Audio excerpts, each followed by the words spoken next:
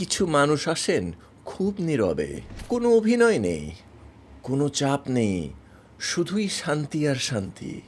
খেয়াল করুন কার কাছে গেলে আপনার নিঃশ্বাস ধীরে হয়।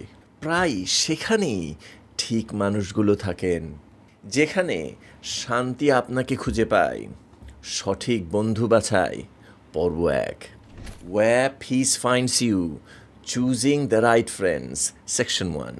শিরোনামটির অর্থ Where peace finds you। বাক্যটি সাধারণ ধারণাকে উল্টে দেয়। এটা কাউকে জোর করে কাছে টানার কথা নয়, বা একা লাগছে এমন মানুষ জড়ো করার কথাও নয়।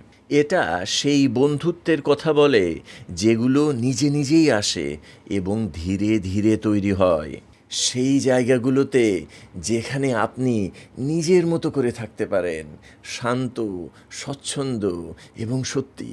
চুজিং দ্য রাইট ফ্রেন্ড অংশটি যোগ করে সচেতনতার ধারণা। আপনি ঠিক করেন কাকে আপনার কাছে রাখবেন। যাদের উপস্থিতি আপনার শান্তি ফিরিয়ে আনে তাদেরকে অগ্রাধিকার দেন।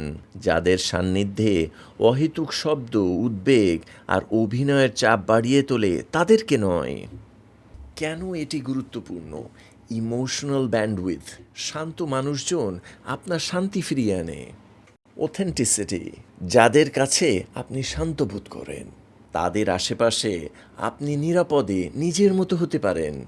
রেজিলিয়েন্স।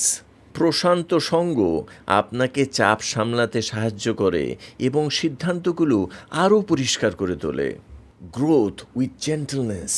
সঠিক বন্ধুরা আপনাকে অপমান করে না, তারা আপনাকে ভেঙে না দিয়ে কোমলভাবে চ্যালেঞ্জ করে, যা আপনাকে বাড়তে সাহায্য করে। যেখানে প্রশান্তি এসে হৃদয়কে নেয় আলিঙ্গনে, সেখানেই তাদের আবাস, ঝঞ্ঝায় অটল, দৃঢ় বন্ধনে।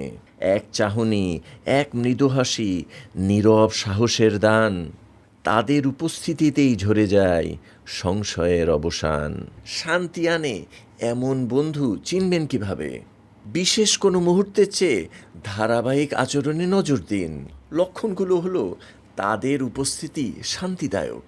তাদের সাথে কথা বলার বা সময় কাটানোর পর আপনি আরও শান্ত বোধ করেন। তারা মন দিয়ে শোনে, শুধু জবাব দেওয়ার জন্য অপেক্ষা নয়, তারা সত্যিই শোনে। কোনো অভিনয় চাপ নেই। তাদের কাছে আপনাকে নিজেকে দেখাতে বা প্রভাবিত করতে হয় না। তারা উদ্ধার করতে নাই, প্রতিফলন দিতে আসে। আপনাকে নিজের সিদ্ধান্ত নিতে সহায়তা করে, আপনার স্বাধীনতাকে সম্মান করে। আবেগগত পারস্পরিকতা। তারা তাদের জীবনের কথা ভাগ করে, দুই দিকেই ভঙ্গুরতা থাকে। ছোট ছোট ধারাবাহিক সৌজন্য। মেসেজ, বার্তা পাঠানো, খোঁজ নেওয়া, ছোটোখাটো বিষয় মনে রাখা, সবই যত্নের ইঙ্গিত। মূল্যবোধ বা ছন্দের মিল। একই গান নাও পছন্দ হতে পারে, কিন্তু সততা, সদয়তা, কৌতূহল, এই ভিতরের মূল্যবোধগুলো মেলে। এমন বন্ধুকে জীবনে আমন্ত্রণ জানানোর উপায়। আপনার মূল্যবোধ যেখানে বেঁচে থাকে সেখানে থাকুন। বই পড়া আর প্রকৃতিতে ঘুরে বেড়ানো, কমিউনিটি কাজ, যে জায়গায় আপনি যেমন হতে চান মানুষ সেরকম আচরণ করে। শান্ত, কৌতূহল নিয়ে এগোন। কোমল, ইজি প্রশ্ন করুন। খুঁটিনাটি লক্ষ্য করুন, সত্যিকারের আগ্রহ দেখান। ছোট চাপের মেলামেশায় আমন্ত্রণ দিন। হাঁটা, কফি, নিঃশব্দ জাদুঘর ভ্রমণ। কম চাপ, বেশি স্বাভাবিকতা। আপনার স্থির দিকটা দেখান। নিয়মিতভাবে সদয় থাকুন এবং পাশে থাকার অনুভূতি দিন। শান্ত মানুষরা সাধারণত এই স্থির মনোভাবটাই দেখায়। ধৈর্য ও সময় দিন। কেউ কেউ উষ্ণ হতে সময় নেয়। কোমল ধারাবাহিকতা সম্পর্কের দরজা খুলে দেয়। সৌজন্যমূলকভাবে সীমানা নির্ধারণ করুন। যা আপনাকে ক্লান্ত করে সেখানে না বলুন।